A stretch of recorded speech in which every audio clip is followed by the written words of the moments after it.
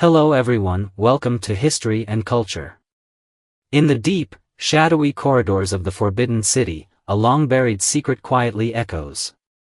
This is a story of a brave imperial guard, a noble emperor, and an ordinary palace maid. On a bright and sunny morning, Emperor Qianlong led a group of attendants into the imperial garden, preparing for a grand hunting expedition. Riding a majestic black steed, the emperor was dressed in splendid hunting attire, holding a longbow with an air of confidence and authority. Ministers and palace guards, armed with various weapons, surrounded him in a grand procession, exuding an air of unmatched prestige. As they ventured deeper into the forest, a sudden crisis erupted. From the dense undergrowth, a massive tiger leaped out, lunging straight at Emperor Qianlong. The unexpected attack threw the entire hunting party into chaos. Overwhelmed by the beast's ferocity, the emperor momentarily lost his composure, dropping his bow and arrow in a moment of panic. Just as the tiger was about to strike, a figure stepped forward without hesitation. The imperial guard's name was He Lancha. With unwavering resolve, he rushed to the emperor's defense. Positioning himself between the tiger and his sovereign, gripping a long spear in his hands. Agile and fearless, he engaged in fierce combat with the beast. The tiger, powerful and relentless, slashed at him with razor-sharp claws, attempting to bring him down. Yet, He Lancha remained composed, carefully retreating while observing the tiger's weaknesses. At the perfect moment, he seized his chance, thrusting his spear into the beast's vital point. The tiger let out a final, agonized roar before collapsing lifelessly to the ground. Silence once again enveloped the forest. Emperor Qianlong, having witnessed everything, was deeply moved. He dismounted and approached He Lancha, gazing at his loyal and courageous guard with great admiration. With a solemn tone, he declared, "He Lancha, your bravery and loyalty today, I shall never forget." Gratitude and appreciation filled his voice, and the surrounding officials and guards looked upon He Lancha with newfound respect. His heroic act had not only saved the emperor's life but also became the most astonishing moment of the entire hunt. He Lancha knelt and respectfully responded, "Your Majesty's safety is my duty. I dare not claim any merit." His humility and steadfastness showed no trace of arrogance, despite his incredible feat. Seeing this, Emperor Qianlong's admiration for He Lancha grew even deeper. With a slight smile and a warm tone, he said, "For your unwavering loyalty and courage, I shall personally reward you. Speak, what is your wish? Whatever it is, I shall grant it." The crowd fell into hushed anticipation. What would this heroic guard ask for? Gold and silver? A prestigious title? After all, a reward from the emperor himself was no trivial matter. Yet, He Lancha's response left everyone utterly stunned. He lifted his head, his gaze steady, and in a calm but resolute voice, he said, "Your Majesty, I have no other requests, I only ask for a fat palace maid as my reward." Silence. The imperial garden instantly fell into a state of utter stillness. Everyone exchanged bewildered glances, even Emperor Qianlong himself paused, a flicker of surprise flashing across his face. After a brief moment, the emperor nodded slightly and chuckled. "Very well. If that is your wish, I shall grant it." With this final decree, astonishment rippled through the crowd, as curiosity about He Lancha's peculiar request grew. According to historians, the Forbidden City was a place of power struggles and hidden ambitions. Everyone, from the highest-ranking officials to the lowest servants, tread carefully, planning their future with meticulous precision. He Lancha, the guard who had saved Emperor Qianlong's life during the hunt, may have seemed to stumble upon his great achievement by chance. But in reality, he displayed a profound understanding of palace survival. Though a trusted guard of the emperor, his position was still precarious in the vast imperial court. He understood all too well that in a place where imperial power reigned supreme, Even the slightest misstep could lead to unforeseen consequences. When Emperor Qianlong, filled with gratitude, asked him, "What reward do you desire? I shall grant it without hesitation." Helancha did not choose gold or silver, nor did he request a high-ranking position with wealth and power.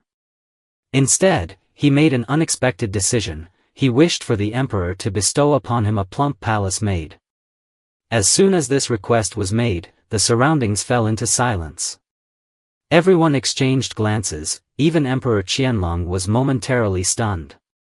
After all, such a request seemed far too ordinary, almost as if it was a waste of the emperor's generous reward. Curious, Emperor Qianlong asked, "Why a plump palace maid?" Helancha bowed respectfully and answered, "Your Majesty, I do not covet wealth, nor do I dare to aspire to high office. A plump palace maid is gentle and virtuous, able to serve a humble minister while also symbolizing your Majesty's grace."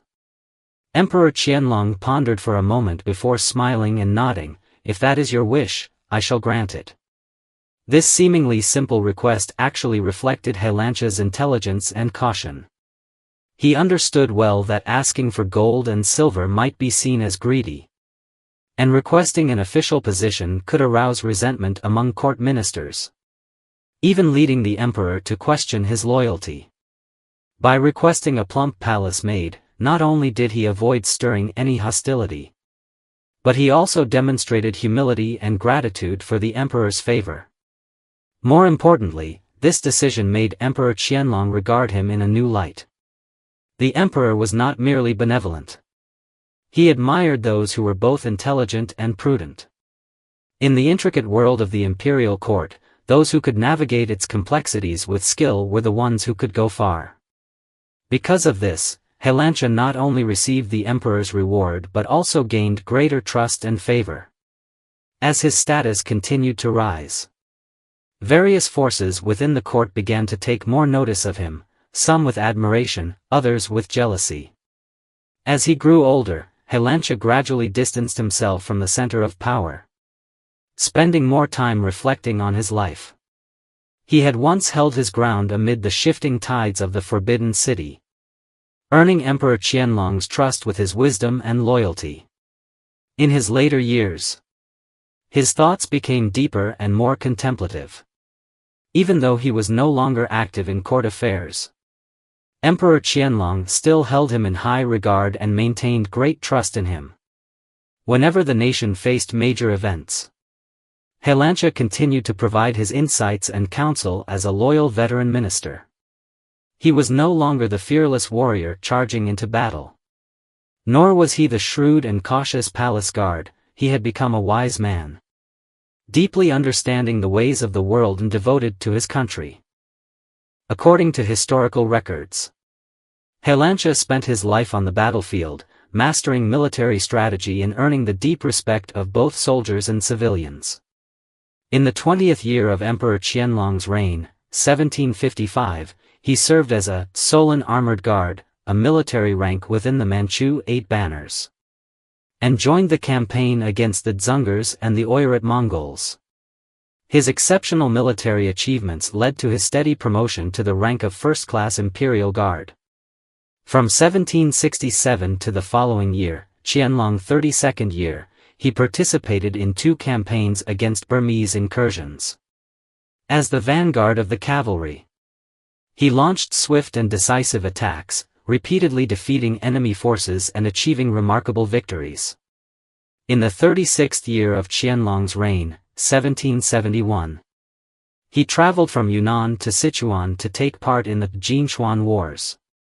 This brutal campaign lasted 5 years, during which he led troops in capturing fortresses and strategic positions, securing key victories in multiple battles. Due to his distinguished service, he was promoted to commander of the Manchu Plain Red Banner and Minister Counselor, and later advanced further to the position of Grand Minister of the Imperial Guards, overseeing the security of the imperial court. In the 46th, 1781, and 49th, 1784, years of Qianlong's reign, Helancha As a minister-counselor, led troops in quelling the Hui Muslim uprisings in Gansu, successfully restoring peace and stability to the region. In the 56th year of Qianlong's reign, 1791, he followed Fukangan on an expedition to Tibet, repelling the invasion of the Gorkhas, modern-day Nepal. The following year, he led his troops deep into enemy territory, overcoming rugged mountains and numerous obstacles, securing decisive victories in multiple battles. Ultimately, he quelled the rebellion, and in recognition of his extraordinary military exploits, he was granted the noble title of first-class duke. In the 58th year of Qianlong's reign, 1793, Helancha passed away, and the imperial court posthumously granted him the honorary title Wuzhuang, Marshal and Valiant.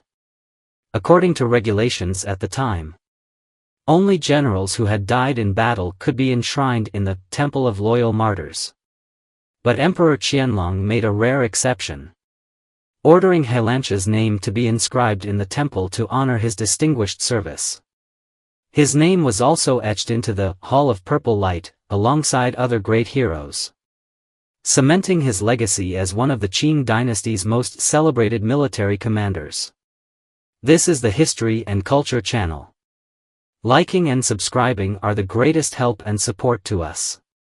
Thank you everyone and see you in the next time.